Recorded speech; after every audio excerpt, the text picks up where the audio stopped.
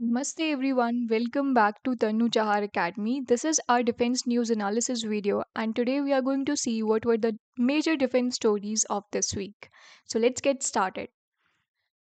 आज हम लोग सबसे पहले डिस्कस करेंगे about this army commanders conference. आप लोग को देखने को मिलेगा कि ये कमांडर्स कॉन्फ्रेंस साल में कितने बार होती है, इसका ऑब्जेक्टिव क्या है एंड इसमें अटेंडीज कौन कौन होते हैं एंड इस बार इसमें क्या इंपॉर्टेंट चीज़ें डिस्कस की गई। Then second thing is related to this DAC which is defence acquisition council, जिन्होंने अभी एक दिस 79,000 करोड़ रुपीस का प्रपोजल क्लियर किया है for the procurement of military hardware. तो इस न्यूज़ में आपको पता लगेगा कि हमारी तीनों फोर्सेस के लिए कौन कौन से मिलिट्री हार्डवेयर को प्रिक्योर किया जाएगा by the government. Then in the end there is one exercise JIMEX, जो कि जापान एंड इंडिया के बीच में मैरीटाइम एक्सरसाइज है। एंड इसके अलावा भी आपको जो अभी अक्टूबर मंथ में जितनी भी एक्सरसाइज हुई हैं उनको हम रिवाइज करेंगे। सो सबसे पहले हम स्टार्ट कर देते हैं अपनी फर्स्ट न्यूज़ से, which is related to army commanders conference. तो ये जो कॉन्फ्रेंस है अब की बारी जैसलमेर में हो रही है एंड इसमें जो हमारे डिफेंस मिनिस्टर हैं मिस्टर राजनाथ सिंह, उन्होंने जैसलमेर विजिट किया एंड उसके साथ में उन्होंने बाकी जो फॉरवर्ड एरियाज़ है वेस्टर्न इंडिया में लाइक तनौट एंड लोंगेवाला उनको भी विजिट किया। तो लेट्स सी क्या इसमें डिस्कस हुआ एंड कौन कौन इसके अटेंडेंट्स थे। तो यहाँ पे आप लोग आइडेंटिफाई कर पा रहे होंगे लाइक हु इज़ ही। अगर कर पा रहे हो तो वेरी गुड, अगर नहीं कर पा रहे हो तो धीरे धीरे सीख जाओ कि कौन कौन हमारे मिलिट्री लीडरशिप में कौन कौन पर्सनालिटीज़ हैं। ठीक है। ओके। देन अब यहाँ पर जो राजनाथ सिंह है उन्होंने क्यों विजिट किया, he reviewed the overall security situation and the operational preparedness of the Indian army and this was the objective of this army commanders conference. देखो, जब भी कॉन्फ्रेंस हो रही है एंड ये कॉन्फ्रेंस में नेम से ही पता लग रहा है कमांडर्स इसमें मीट करेंगे एंड अगर कोई मीटिंग हो रही है तो उसमें डिस्कशंस होते हैं, तो डिस्कशन में क्या डिस्कस होगा, the discussion is related to this कि यहाँ पर जो सिक्योरिटी रिव्यू है, ठीक है, 6 मंथ्स में तो क्या सिक्योरिटी रिव्यू है। देन अगर कोई ऑपरेशनल या स्ट्रैटेजिक मैटर पे कोई डिस्कशन है तो वो होते हैं। तो दिस इज़ ऑल अबाउट अगर कोई पॉलिसी चेंज करनी है, किसी पॉलिसी को कंटिन्यू रखना है, तो this is all about discussions related to the army matters. ठीक है, तो एक commanders conference is a conference जो बाय एनुअल होती है। What is this biannual term? इसका मतलब है साल में 2 बार। पहले ये अप्रैल में हुई थी, अभी ये न्यू दिल्ली में हुई थी एंड अभी अक्टूबर में हो रही है जैसलमेर में। तो आर्मी कमांडर्स कॉन्फ्रेंस में यहाँ पर अटेंडीज कौन कौन होते हैं वो हम देख लेते हैं। ये देखो, यहाँ पर ये लोग जो थे दीज वर द अटेंडीज। यहाँ पर जितने भी like this is the apex level bio annual event. Apex level है तो यहाँ पे सारे कमांडर्स मीट करेंगे। तो कमांडर्स कौन कौन थे? First of all the CDS जो चीफ ऑफ डिफेंस स्टाफ हैं, general Anil Chauhan. Then are chief of army staff general Upendra Dwivedi. Then defence secretary, तो ये सिविलियन जो बॉडी है जो आर्मी को हेड करती है, जो which is MOD, ministry of defence, जो सिविलियन अथॉरिटी है आर्मी के ऊपर। तो उसमें किस किस ने ज्वाइन किया? हमारे डिफेंस मिनिस्टर राजनाथ सिंह ने ज्वाइन किया। उनके साथ में डिफेंस सेक्रेटरी श्री श्री राजेश कुमार सिंह ने ज्वाइन किया। Then also vice chief of army staff was also there, who is he lieutenant general Pushpendra Singh and other leadership, other commanders were also there. ठीक है। तो ये चीज़ें मैंने आपको क्यों बताई है यहाँ पे। मेरा कोई एम ये नहीं है कि मुझे ये सब आपको लाइक इतना सब कुछ दिखाना है। मेरा एम ये है कि अगर SSB में आपसे पूछ लिया जाए कि who is the vice chief of army staff, तो एटलीस्ट आपको नाम तो पता हो। तो इन सब नाम को आप देख लो एंड पढ़ लो एंड याद कर लो। एंड ये चीज़ें लाइक सीडीएस कौन है, चीफ ऑफ आर्मी स्टाफ कौन है, देन डिफेंस सेक्रेटरी कौन है, इनके नाम आपको एटलीस्ट पता होने चाहिए। ओके।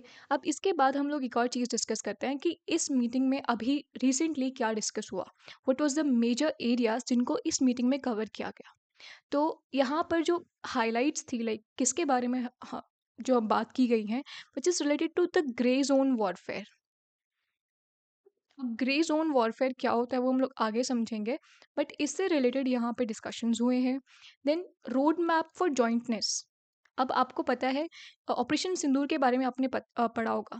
तो it was an example of jointness of tri services. ठीक है?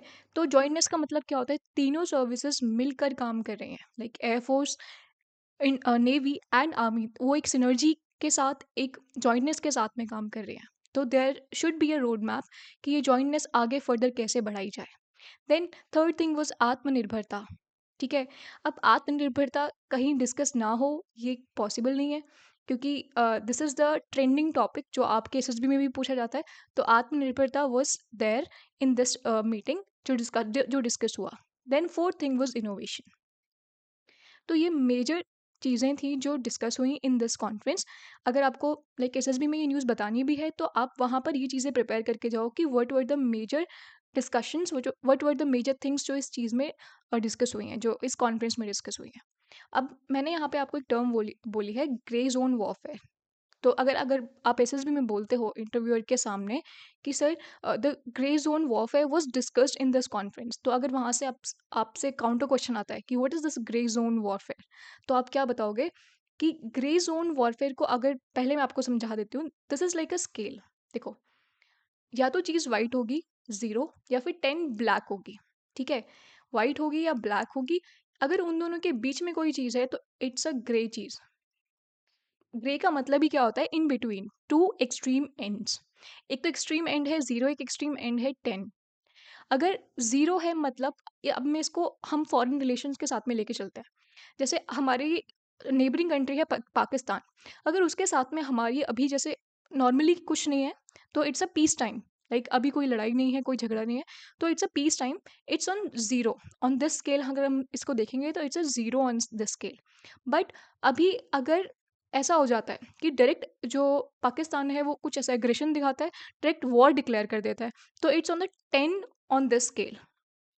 So it's 10 on the scale. इसका मतलब कि डायरेक्टली ब्लैक हो गया है या फिर वॉर डिक्लेयर कर दिया। तो दो एक्सट्रीम एंड्स क्या हैं? या तो पीस होगी, here you can see this thing, या तो पीस होगी या फिर वॉर होगी। These are two extreme ends. तो ये तो कन्वेंशनल चीज़ें हो गई। ठीक है, ये हमेशा से चलता आया है। लाइक जो पुराना ज़माना था, जिसमें इतना ज़्यादा टेक्नोलॉजी का यूज़ नहीं होता था, उसमें क्या होता था कि या तो पीस होगा या फिर वॉर होगा।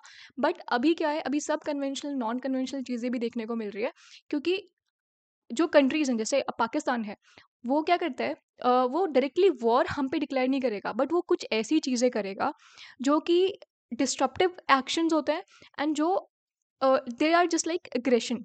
दे आर नॉट वॉर, बट ऐसे एक्शंस जो कि वॉर को मिमिक करते हैं, एंड वो हमारी इकोनॉमी, हमारी पॉलिटिकल जो पार है उसमें डिस्ट्रप्शंस क्रिएट करते हैं, एंड फाइनली हमें एक तरह से डिस्टर्बेंस पहुंचाते हैं। तो वो क्या चीज़ें हैं? जैसे इन्फॉर्मेशन वॉर हो गई, साइबर अटैक्स हो गए, कोई लीगल वॉर है, ठीक है, फेक न्यूज़ प्रोपेगेंडा, ये तो बहुत पाकिस्तान की तरफ से ये चलाया जाता है। देन इको वॉर हो गई, जैसे बायोलॉजिकल वॉर जो है। तो इन सब का मतलब क्या है? कि they are not declaring a direct war, but in between of this peace and war they are doing something. तो this is the grey zone warfare, and यही जो है ये मॉडर्न वॉरफेयर है, कि आजकल कोई भी कंट्रीज डायरेक्टली वॉर में इन्वॉल्व नहीं होती हैं, वो ऐसे कोवर्ट ऑपरेशंस करती हैं। And same goes for China. ठीक है, चाइना भी कभी कभी ऐसी इकोनॉमिक पॉलिसीज लाता है जिनसे डायरेक्टली दूसरी कंट्री अफेक्ट होती है। ठीक है, इन्फॉर्मेशन वॉर है। और आपको पता है जो कुछ बड़ी कंपनीज हैं, जो टेक जायंट्स हैं, उनका कंट्रोल कहाँ है? कुछ कंट्रीज में ही है। जैसे यूएसए है, उसमें कितने सारे टेक जायंट्स के वहाँ पे हेडक्वार्टर्स हैं। वो उनकी खुद की कंट्री के कंपनीज हैं। फेसबुक है, देन दिस अमेजोन, जितनी भी टिकटॉक, ये सब क्या है? इनका लाइक चाइना या फिर यूएसए से इनका होल्ड है। तो वो लोग अगर चाहें अपनी तरह से इंफॉर्मेशन को चेंज कर सकते हैं, अल्टर कर सकता है। तो this is the grey zone warfare and this is the modern warfare. ठीक है, अभी आपको समझ में आ गया होगा कि क्या होता है ग्रे जोन वॉरफेयर। पीस कब होगी? जब there is zero on the scale, 10 मतलब वॉर डिक्लेयर हो गई है, इन दोनों के बीच में कुछ चल रहा है, ऐसे ही कोवर्ट ऑपरेशन चल रहा है। These are the grey zone warfare. Okay, let's move forward. अब ने ये वाला देख लिया था कि कौन कौन ने इसको अटेंड किया था। Rajnath Singh was there. इसमें मैंने लिखा नहीं क्योंकि वो मैंने अभी आपको पहले ही बता दिया था। देन एक और चीज़ हुई, क्योंकि मैंने आपको स्टार्टिंग में बताया कि जो राजनाथ सिंह है, मिस्टर राजनाथ सिंह, इन्होंने केवल कॉन्फ्रेंस को अटेंड नहीं किया था, इन्होंने साथ में जो फॉरवर्ड एरियाज़ हैं वेस्टर्न बॉर्डर में, उनको भी विजिट किया था। एक तनौट एंड लोंगेवाला। तो वहाँ लोंगेवाला में इन्होंने कुछ चीज़ें इनॉग्रेट की एंड कुछ चीज़ों को स्टार्ट किया। It was related to the welfare of the एक सर्विसमैन जो भी है, वो मैंने ज़्यादा यहाँ पे डिस्कस नहीं किया है। बट एक मेजर चीज़ जो हुई which was inauguration of Chandpuri hall. तो अभी आपको किसको बॉर्डर मूवी पता है? लाइक 1971 में जो बांग्लादेश लिबरेशन वॉर हुई थी, उस टाइम पे जो ईस्टर्न फ्रंट था, इंडिया वहाँ पे तो लड़ ही रही थी, ठीक है, अगेंस्ट पाकिस्तान। बट जो वेस्टर्न फ्रंट था, उस पर भी पाकिस्तान ने अटैक स्टार्ट कर दिया था। तो उस टाइम पे जो बॉर्डर मूवी है वो इसी से रिलेटेड है। लाइक लौंगे वाला जो पोस्ट है, वहाँ पर जो मेजर कुलदीप सिंह चांदपुरी थे, लेटर इनको ब्रिगेडियर बना दिया गया। उन्होंने लीड किया था उस ट्रूप को जो लोग वहाँ पर उस टाइम लड़े थे, ठीक है। Like it was a small force from our side and उनकी पूरी की पूरी एक जो रेजिमेंट थी जो वहाँ से आ रही थी, उनको भगा दिया था वापस। So it was again very good movie जो आप लाइक सबने देखी होगी, मुझे लगता है सबने ही देखी होगी, बॉर्डर किसने नहीं देखी। तो it was related to 1971 that Bangladesh liberation war and battle of Longewala specific, ठीक है। तो this is the specific name of this war. And ये एक ऑडियो विजुअल रूम को डेडिकेट किया है to this man, major Kuldeep Singh Chandpuri, and इसका नाम है Chandpuri hall, okay. Second news, first news was all related to the army commanders conference, and I'm sure अगर आपको डिफेंस से रिलेटेड कुछ टर्म्स नहीं भी आती हैं तो ये न्यूज़ आपके लिए सिंपल लग रही होंगी, क्योंकि मैं यहाँ पे सारी की सारी टर्म्स को सिंप्लीफाई करके ही बताती हूँ।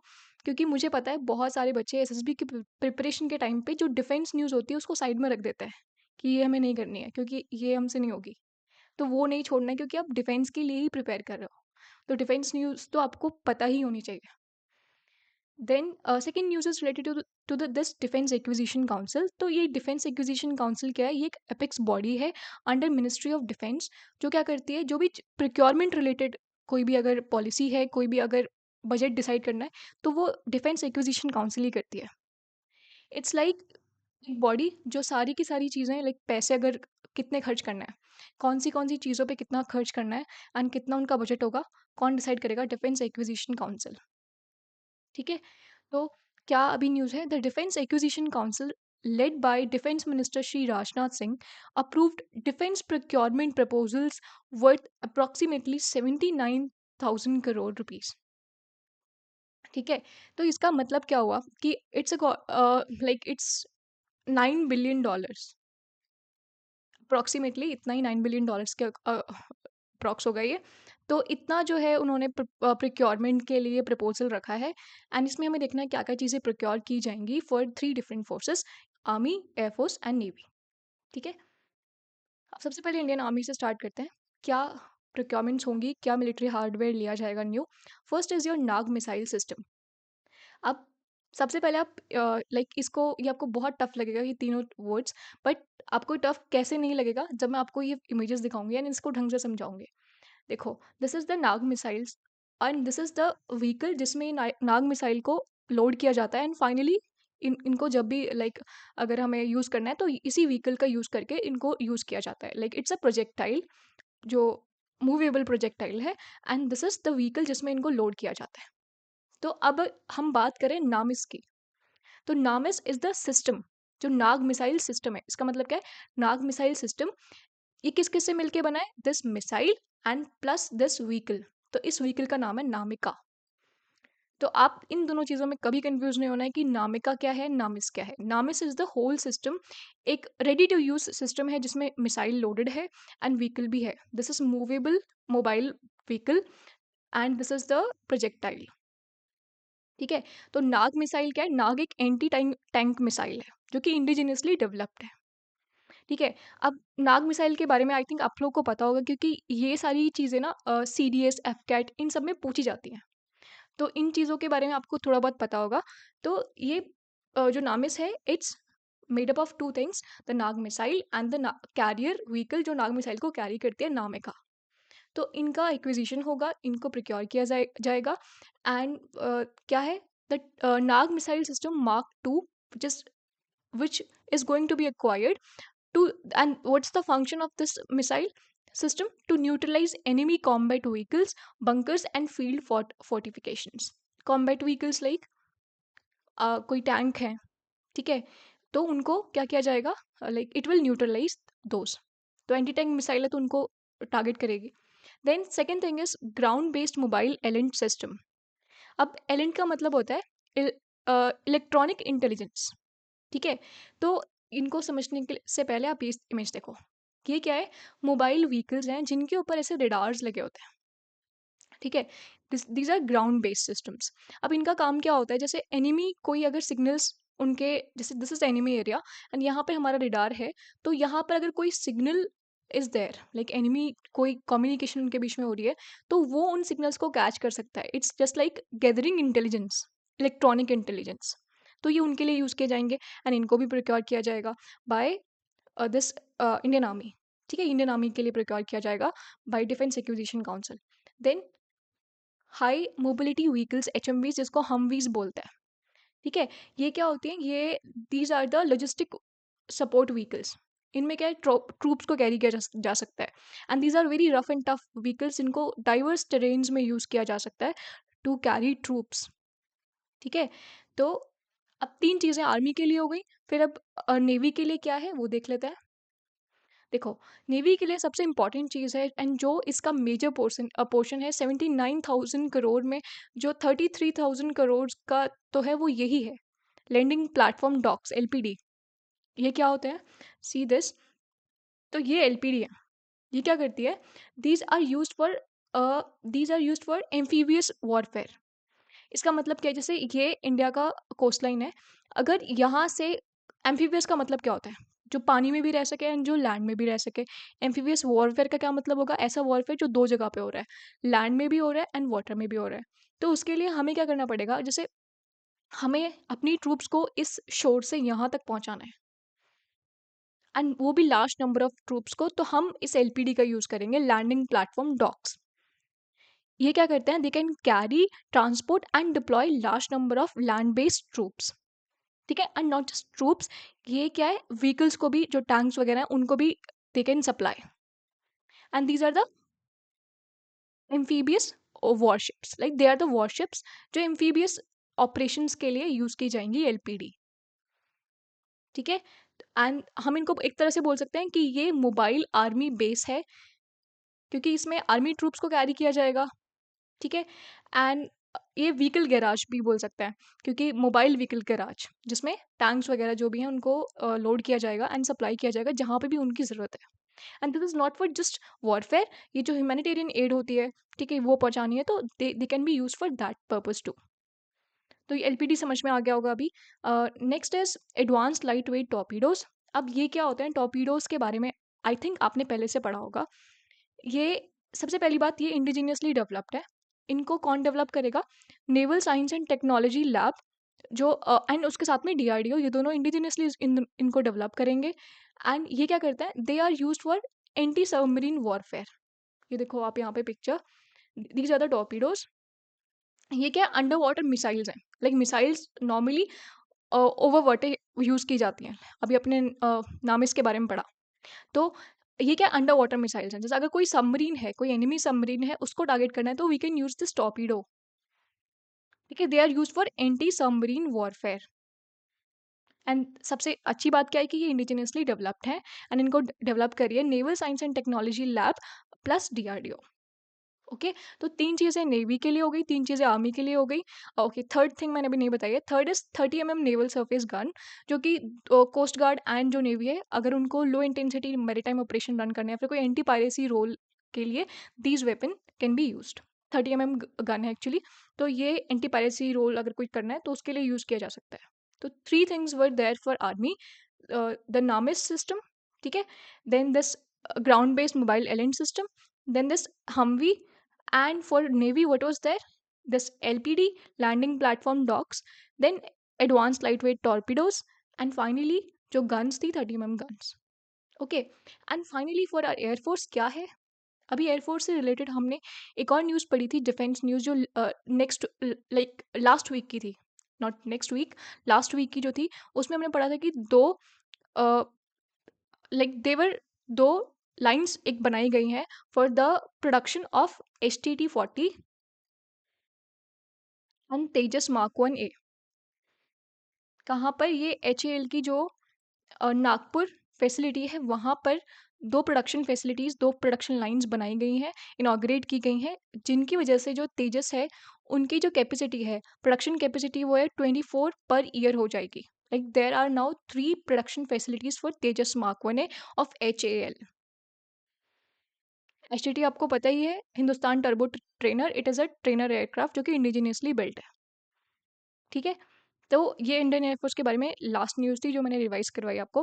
अब ये इंडियन एयरफोर्स के लिए क्या प्रिक्योर होगा, लाइक उन 79,000 करोड़ रुपीस में से क्या इंडियन एयरफोर्स के लिए है? दीज आर सिस्टम्स जिनको बोलते हैं long range target, like collaborative long range target situation और डिस्ट्रक्शन सिस्टम, जिनको CLRTS या फिर DS। ओके, तो ये क्या होता है, लाइक इनका पहले आप रोल समझ लो, फिर आपको अपना आप समझ में आ जाएगा कि होते क्या है। A system capable of autonomous take off. Autonomous take off मतलब खुद ही टेक ऑफ कर सकता है, किसी और लाइक मैन की जरूरत नहीं है। Then landing, navigating, detecting and delivering payload. इसको आप रिलेट कर सकते हो कामिकाजे ड्रोन से। उनका भी कुछ कुछ यही रोल होता है। वो क्या करते हैं, कामिकाजे ड्रोन्स क्या होते हैं, सुसाइडल ड्रोन्स। ये क्या करते हैं कि जैसे हमने इनको यहाँ से ऑपरेट करा है, एंड ये क्या करेंगे, टारगेट को पहले आइडेंटिफाई करेंगे, देन उसके ऊपर ऐसे लॉइटर करेंगे, एंड देन फाइनली ये क्या करेंगे, सुसाइड कर लेंगे। मतलब डिस्ट्रक्शन, जो टारगेट साइट है उसका डिस्ट्रक्शन कर देंगे बाय डिस्ट्रक्टिंग देमसेल्फ। ठीक है, तो ये जो पेलोड्स जो उनके ऊपर डाले जाते हैं, उनके अंदर डाले जाते हैं, उनको फाइनली डिलीवर करके they will destruct the enemy. So this system is somewhat similar to those kamikaze drone and swarm drones जो कि एयरफोर्स के लिए प्रोक्योर किए जाएंगे। Okay, so this was all about the second news, जिसमें हमें पता लगा कि DAC जो है वो 79,000 करोड़ रुपीस का उन्होंने एक प्रपोजल सामने रखा है for the procurement of military hardware for the 3 forces. And तीनों में जो भी चीज़ें प्रोक्योर की जाएंगी उनको मैंने आपको ढंग से समझा दिया है, एंड इसके बाद आपको लाइक कोई कन्फ्यूजन नहीं रहेगी कि क्या क्या चीज़ें प्रोक्योर की जाएंगी। चलिए, this was the very difficult news. अगर आप इसे नॉर्मली पढ़ोगे तो आपको समझ में ही नहीं आएगा कि ये क्या क्या प्रोक्योर हो रहा है, आप छोड़ दोगे इसे। तो न्यूज़ को छोड़ना नहीं है, न्यूज़ को ढंग से पढ़ना है। Then the final news, third news of the day and final one, which is Japan India Maritime Exercise JMEX 2025, जो अभी हो रही है एंड आई थिंक हो चुकी है। एंड ये अब की बार जो है ये जापान में ही हुई है। तो इसके बारे में देख लेते हैं क्या क्या इंपॉर्टेंट है। अब पार्टनर नेशंस कौन कौन है, इंडियन नेवी है, मेरीटाइम एक्सरसाइज है तो इंडियन नेवी है, and Japan maritime self defence force है। अब एक चीज़ आपको यहाँ पे लाइक मैं एक्स्ट्रा बता देती हूँ। This is what, this is self defence force. हमारी जो नेवी, हम उसको नॉर्मली इंडियन नेवी बोलते हैं, बट आप जापान में जब देखोगे ना तो उनकी जो तीनों फोर्सेज हैं उनमें सेल्फ डिफेंस एडेड है। तो आपको पता है कि लाइक USA एंड जापान के बीच में एक ट्रीटी हुई थी जिसके बाद में उनको बोला गया था जापान को कि आप लोग नॉर्मल फोर्सेस नहीं रख सकते हो, मिलिट्री नहीं रख सकते हो आप। तो क्या रखेंगे वो फिर, कैसे डिपेंड करेंगे खुद अपनी कंट्री को। तो उन्होंने इनका नाम चेंज करके सेल्फ डिफेंस फोर्सेस रख दिया। Like it was after that nuclear attack on this Japan. ठीक है, तो ये भी बहुत अच्छी स्टोरी है। लाइक कभी भी हम लोग इसको देखेंगे अगर कोई न्यूज़ से रिलेटेड आती है तो। Then which type of exercise it is bilateral maritime exercise. Then क्या क्या इसकी डेट्स हैं वो आपको इंपॉर्टेंट हैं, क्योंकि SSB में डायरेक्टली पूछ लिया जाता है कि आप एक्सरसाइज का नेम बताओ, उनकी डेट्स बताओ, एंड कहाँ पर हुई हैं वो बताओ। तो इसका जो डेट्स हैं, the sea phase was conducted from October 16 to 18। अब आपको पता है मैरीटाइम एक्सरसाइजेज में दो फेजेस होते हैं, सी एंड हार्बर। तो उसका जो सी फेज है वो कब से कब तक हुआ, 16 to 18। एंड उसके बाद में जो जो उसका हार्बर फेज होगा वो भी होगा। The sea phase took place in the waters west of Kyushu, Japan. Japan में ये हुआ था। And the harbour phase was held at Yokosuka, Japan. ठीक है, ये दोनों जो फेज थे वो जापान में ही हुए थे। एंड इसमें हमारी जो नेवल शिप INS शाद्री है उन्होंने पार्टिसिपेट किया था। ठीक, मुझे लग रहा है मेरी स्पेलिंग मिस्टेक्स बहुत ज़्यादा होती है तो डोंट माइंड देम प्लीज़, वो बचपन से ही ऐसी है। अब इसके बाद हम लोग और एक्सरसाइज को रिमाइंड कर लेते हैं, रिवाइज करते हैं एक बार। तो सबसे पहले हमने पढ़ी थी कोंकण, जो कि United kingdom, UK and India की नेवी के बीच में होती है। It's a bilateral maritime exercise and जो हुई थी 5 to 12 अक्टूबर। एंड इसमें अब की बार एयरक्राफ्ट कैरियर्स ने पार्टिसिपेट किया था दोनों कंट्रीज़ के, एंड ये पहली बार हुआ था। फिर ऑस्ट्रोहिन जो ऑस्ट्रेलिया एंड इंडिया की आर्मीज के बीच में होती है। It's a joint military exercise happened in Perth Australia from October 13 to 26 2025। ठीक है, उसके बाद में इंपॉर्टेंट एक्सरसाइज जिसमें पार्टिसिपेट किया Indian navy and royal Korean navy ने, जो कि बायलेटरल मैरीटाइम एक्सरसाइज थी एंड ये पहली बार हो रही है इसलिए इंपॉर्टेंट थी। ठीक है, and it was on Busan naval base, South Korea. ठीक है, एंड इसकी जो डेट थी, it was on it commenced on October 13। Then Samudra Shakti, this was between Indonesia and India की जो नेवी है उनके बीच में होती है। It's a joint bilateral maritime exercise and ये हुई थी 14 to 17 अक्टूबर। ठीक है, okay, so this was all about this news video. And इसमें हमने तीनों न्यूज़ को पढ़ लिया, अच्छे से पढ़ लिया। हमने जो ये पुरानी हमारी एक्सरसाइज है उनको रिवाइज किया। मैं एक्सरसाइज क्यों आपको बता रही हूँ हर बार, क्योंकि एसएसबी में exercises are important. Like if you are a fresher then ये तो बहुत इंपॉर्टेंट है। Also for repeaters, but freshers के लिए इंपॉर्टेंट है क्योंकि like this is the minimum thing that an interview can expect from you. Like आपको exercise तो पता ही होंगे। Okay, so this is all for this video. If you want to join my Telegram channel, then you can scan this QR code, and if you want to follow me on Instagram, then you can scan this QR code. And obviously don't forget to like and subscribe, इसमें नहीं है, subscribe भी करना है आपको, and share तो करना ही है, कमेंट भी आपको करना है, आपको जो अच्छा लग रहा है वो बताओ, एंड नोटिफिकेशंस ऑन कर लो ताकि आपको नोटिफिकेशंस आते रहें। Bye bye.